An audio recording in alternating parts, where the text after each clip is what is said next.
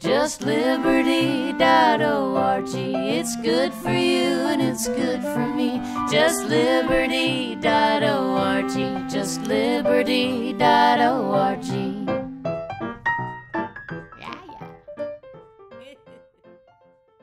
Hey y'all, this is Suki McMahon, Just Liberty's Policy Coordinator. We've been talking a lot about police union contracts, and we wanted to circle back to bring you a 3-part segment about the topic. In this first segment, Scott Henson and Amanda Marzullo discuss a new book titled Law Enforcement, Police Unions, and the Future. Co-authored by deLord, the former head of the Combined Law Enforcement Associations of Texas, the book offers 8 rules for unions to use when dealing with the media to make the guilty innocent. Between Black Lives Matter activists upset about police misconduct and conservatives concerned about budget-busting pension deals, police unions have come under fire in 2017 perhaps more than any time in recent memory. So we thought it worth delving a little more deeply into a new book co-authored by one of the leaders of the Texas police union movement, deLord, who for many years led the Combined Law Enforcement Associations of Texas and today is a freelance labor consultant for police unions.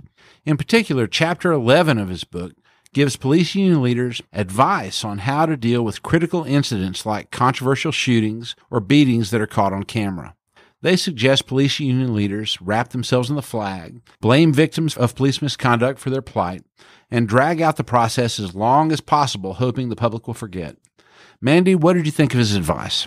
You know, it's hard to wrap it up into like a single thing. I think that if you were really to take a look at his advice as a whole, I think a lot of it makes sense. I mean, where he sort of goes off the rails a little bit in terms of like what we would want of a police union is that he really is advocating for blaming the victims, like beyond the scope of their own responsibility. That's right. And that's where it gets crazy. But one of the more like impressive things I think about this that you and I have talked about in the past is, you know, his first rule is do not defend the indefensible. This idea that police unions stand to gain when they don't defend someone who's engaged in intentional misconduct.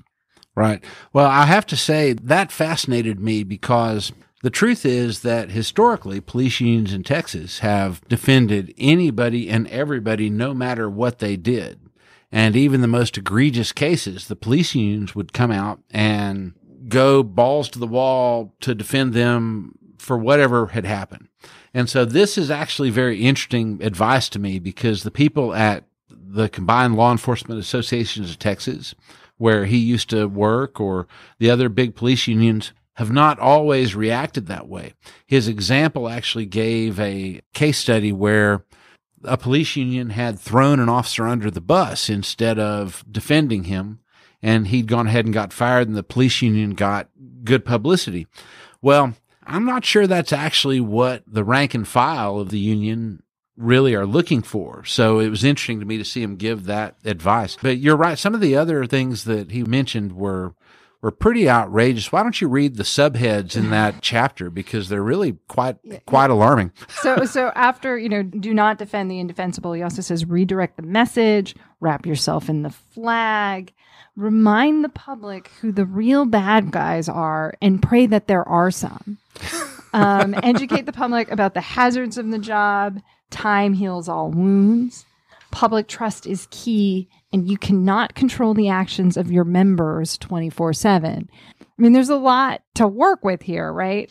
You know, obviously the subheading, remind the public of who the real bad guys are and pray that there are some. On the one hand, that's awful. Right. That, you know, it's trying to respin it. But even there, he's acknowledging that the officers might not always be right. Right. There's an hilarious section in there where he announces if it turns out that the people who are the victims of misconduct are a carload of preachers, go back to the recommendation to wrap yourself in the flag. Yeah. That's that. Yeah. There will be no good in pursuing this. But, you know, in some ways, it's sort of interesting because I think that his recommendations kind of acknowledge that defending the conduct of someone who has gone outside the scope of their responsibilities and has harmed someone long term is not in the interests, the collective interests of law enforcement. Right. You said to me earlier that this was really kind of similar to how defense attorneys approach defending their client. Maybe you find someone else to blame. Maybe you minimize your culpability.